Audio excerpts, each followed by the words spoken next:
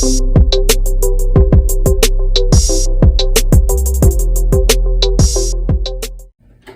my name is Shane. I am your instructor with L.E.T.S Emergency Training Services. Today we're going to go over a patient assessment, medical patients. I'm going to break down to you how to do this medical assessment. I'm going to show you a little bit about what is going to be on your National Registry checkoff, and I'm going to demonstrate how to do the procedure itself. To begin with the patient assessment, understand that all patient assessments, we have to have a guideline. We have to have some kind of breadcrumbs that demonstrate to us how to perform our patient assessment. All different specialties have it. Nurses, doctors, paramedics, and EMTs, we all have to have some form of a guideline to be able to function under. In this patient assessment medical model here, when we start off, we have to think about, we have different categories that we're looking at. We're looking at our scene size up, the primary survey, history taking, secondary assessment, and then reassessment. All these different sections are very important, and I want you to try to think about breaking them down into different sections and what little pieces need to go in those sections. In the scene size up section, we're going to hear about words like BSI and scene safety, PPE and BSI. PPE stands for personal protective equipment, and BSI stands for body substance isolation. Essentially, that's gloves and masks and protective equipment to keep you protected from any kind of bodily fluids. Scene safety, you're going to hear a lot about that during your EMT training. That basically consists of a very dynamic process, and that's going to be something that starts from the very beginning of your call to the very end of your call. MOI, NOI, mechanism of injury, and nature of illness.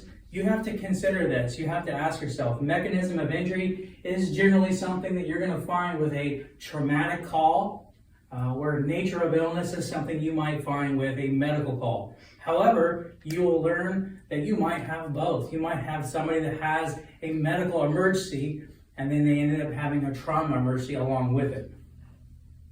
The number of patients. How many patients do you have on the scene?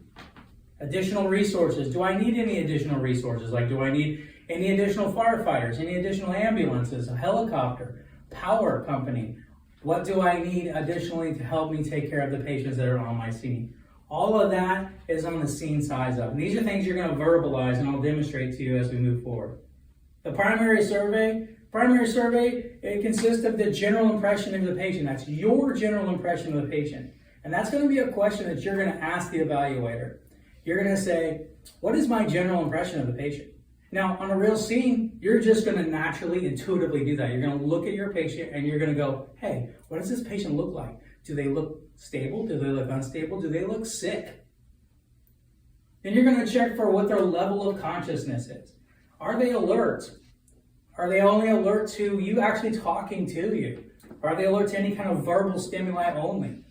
Are they only alert to some kind of painful stimuli, or are they completely unresponsive? Some things you can say are things like, hey, what's your name? What's your age? What made you call 911? And then, as you'll see here in the reds are very important, because if you don't ascertain what is in the red, you will learn during your patient assessment scenarios for the National Registry that these are critical findings. So you have to be able to ascertain what these are. If you don't say or verbalize and demonstrate that you are doing these things, then that could be an automatic fail for your National Registry. But we want to find out, back in the primary survey, we want to find out what the chief complaint or their life threats are. So what is the patient complaining of? Are they complaining of chest pain? Are they complaining of shortness of breath? And do I see anything that is an immediate life threat? Like, does it look like they're not breathing? If they're not breathing, I have to fix that. Does it look like they're bleeding profusely? If they're bleeding profusely, I need to be able to fix that. These are all life-threatening things. And with that, you're going to assess the airway. Is the airway open and patent? You're going to look at breathing and adequate ventilations. You're going to make sure that they are adequately ventilating. And how are they ventilating? You're going to check for circulation, right? You're going to check for